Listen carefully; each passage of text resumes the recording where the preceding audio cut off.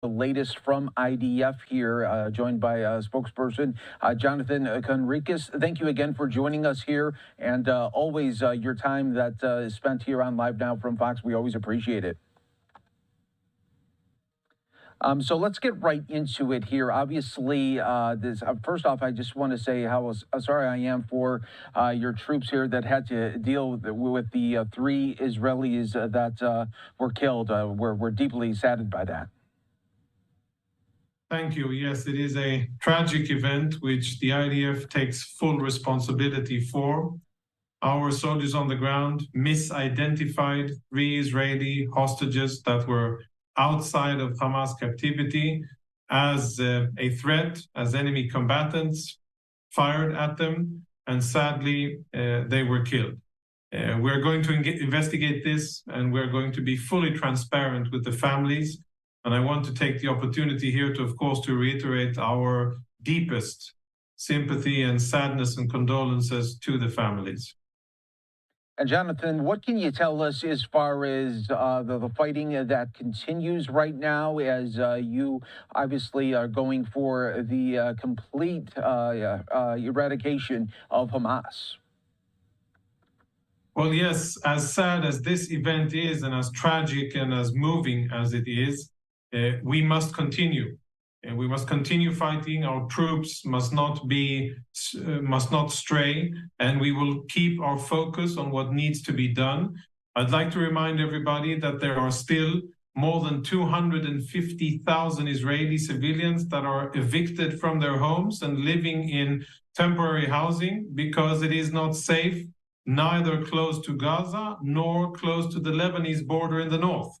And for that particular reason, we understand that we have to continue to push on and to make sure that Hamas is dismantled as a military and governing organization, and to get back our hostages. And only then can we declare that main combat operations will be over. And then there will be a long way of rebuilding our communities and reinstilling a sense of security for them to live within their homes.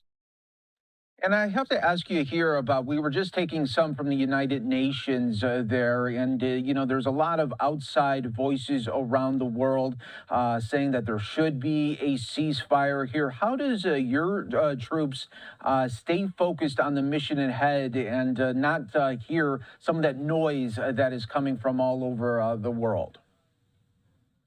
Yeah, for the troops, it's relatively easy because they don't have their cell phones and they're busy fighting. They're busy defeating an enemy, and it is challenging times, but they are progressing well.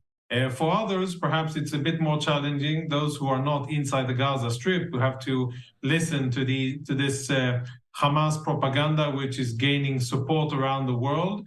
But I think what we are responding is very clear. There is absolutely no sense to such a thing because it would only ensure future bloodshed and killing, murdering of Israeli civilians. Why do I say that, and what do I base it on? Not on my own words and thinking, but on Hamas. Hamas says so repeatedly, clearly, for anybody honest enough to listen to what they're saying. They say that Hamas will do October 7th again and again and again until they are able to eradicate what they call the Zionist entity, which is the State of Israel, and establish an extremist Islamist country in Palestine, what they call Palestine. That is not going to happen, and we are going to make sure that Hamas is dismantled, both as a military organization and as a sovereign entity controlling Gaza, which has been for the last 17 years. And we are not going to allow Hamas to implement any of its future plans. They will be gone from Gaza, and that will be an excellent thing for Israel, and it will also be good for Palestinians in Gaza. Yeah, so true. And lastly, Jonathan, do you feel that the enemy right now is overwhelmed here? Do you feel that big leaps and bounds are being made by your troops there that continue to put the fight to Hamas? Well, there's definitely good progress in the northern part of Gaza. Most of the Hamas battalions have lost combat capabilities. There's still sporadic fighting, and they're still conducting various small-scale attacks against our troops, but that is very local. And by and large, in northern Gaza, the situation is proceeding well. In the south, there is significant fighting, and a lot of terrorists are attacking our troops. A lot of enemy combatants are fighting against us in Khan Yunis. But we understand why this is. We understand that they know that they won't have a lot of other places to flee to from Khan Yunis, from the southern part of the Gaza Strip.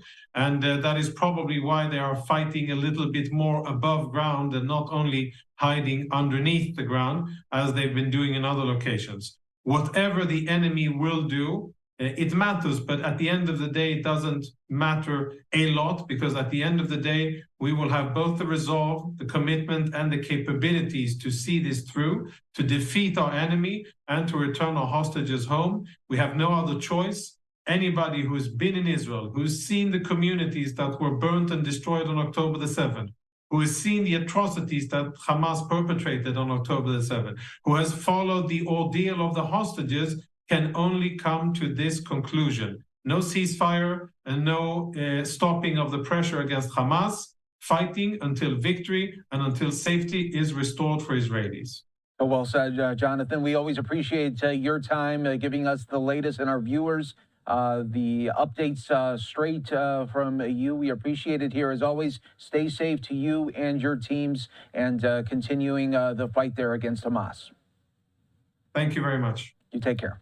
And we will continue to bring you the latest there from the war in Israel as we get new information, of course, really on an hourly basis right here on Live Now from Fox. We are going to step away for a quick 2-minute break. Stay right here with us. More to come on Live Now.